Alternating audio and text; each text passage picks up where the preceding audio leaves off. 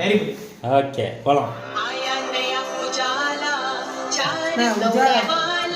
உஜாலானா இருடா. உஜாலானா என்ன, எதுக்கு அது, என்ன சாப்பிடுறதா, சாக்லேட்டா? ஓகே சரி ஓகே ஓ. ஆனா என்ன ஷைன் என்ன பெயிண்ட்? சரி ஓகே பெயிண்ட்னு சொல்லல போது போ, அது போதும். என்னது இது? வசந்தான்கோ.